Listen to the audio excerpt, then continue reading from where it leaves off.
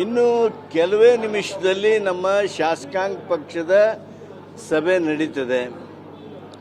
ಸನ್ಮಾನ್ಯ ಸಿದ್ದರಾಮಯ್ಯನವರು 3 ವರ್ಷ ಕರ್ನಾಟಕಕ್ಕೆ ಭಾಳ ಉತ್ತಮವಾಗಿರ್ತಕ್ಕಂಥ ಆಡಳಿತ ಕೊಟ್ಟವರು. ಪಂಚ ಗ್ಯಾರಂಟಿಗಳ ಅನುಷ್ಠಾನದ ಮೂಲಕ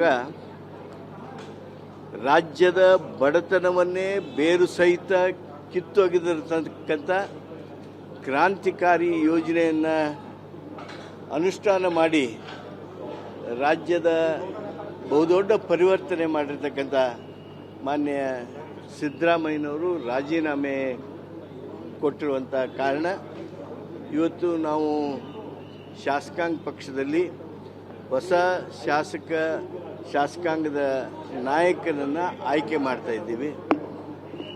ಎಲ್ಲರೂ ಸೇರ್ತಾ ಇದ್ದೇವೆ. ಇನ್ನು ಕೆಲವೇ ನಿಮಿಷಗಳಲ್ಲಿ ನಮ್ಮ ಎಲ್ಲ ನಾಯಕರು ಬರ್ತಾರೆ.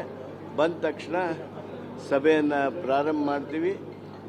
ಸಭೆಯ ನಂತರ ಏನು ಶಾಸಕಾಂಗ ಪಕ್ಷದ ನಿರ್ಣಯ ಆಗಿರ್ತದೆ ಆ ನಿರ್ಣಯವನ್ನು ರಾಜ್ಯಪಾಲರಿಗೆ ತಲುಪಿಸ್ತೀವಿ. ಅವರು ನಮ್ಮ ಶಾಸಕಾಂಗ ಪಕ್ಷದ ನಾಯಕನನ್ನು ಆಮಂತ್ರಿಸ್ತಾರೆ ಸರ್ಕಾರ ರಚನೆ ಮಾಡೋದಕ್ಕೆ.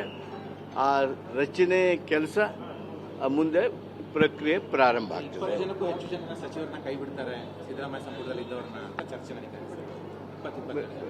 ಅದು ಆಗಲಿರುವ ಮುಖ್ಯಮಂತ್ರಿಗಳು ನಮ್ಮ ಕರ್ನಾಟಕದಲ್ಲಿ ಸಾಕಷ್ಟು ಅನುಭವ ಹೊಂದಿರತಕ್ಕಂಥ ಮಾಜಿ ಮುಖ್ಯಮಂತ್ರಿಗಳು ಆಗಲಿರುವ ಸನ್ಮಾನ್ಯ ಸಿದ್ದರಾಮಯ್ಯನವರು, ನಮ್ಮ AICCಯ ಕಾರ್ಯದರ್ಶಿಗಳು ಮತ್ತು ಆರ್ಗನೈಸೇಷನ್ ಕಾರ್ಯದರ್ಶಿಗಳು ಅವರೆಲ್ಲ ಸನ್ಮಾನ್ಯ ಮಲ್ಲಿಕಾರ್ಜುನ್ ಖರ್ಗೆ ಅವರು ನಮ್ಮ AICC ಅಧ್ಯಕ್ಷರ ಜೊತೆಗೆ ಚರ್ಚೆ ಮಾಡ್ತಾರೆ.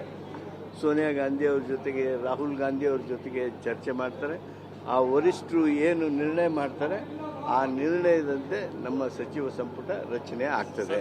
ಯಾವತ್ತು ಪ್ರಮಾಣ ವಚನ ಸ್ವೀಕಾರ ಆಗ್ಬೋದು? ಈಗೆಲ್ಲ ತಾವು ಪತ್ರಿಕೆಯಲ್ಲೇನೂ ಹೇಳ್ತಾ ಇದ್ದಾರಲ್ಲ 3ನೇ ತಾರೀಕಿಗೆ ಆಗ್ಬೋದು ಅಂತ.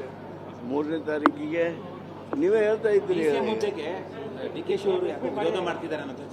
ಇಲ್ಲ ನನಗೆ ಗೊತ್ತಿಲ್ಲ. ಈ ರೀತಿ ತಪ್ಪು ಭಾವನೆಗಳನ್ನು, ತಪ್ಪು ಮಾಹಿತಿಗಳನ್ನು ಹರಡೋದು ಸರಿಯಲ್ಲ.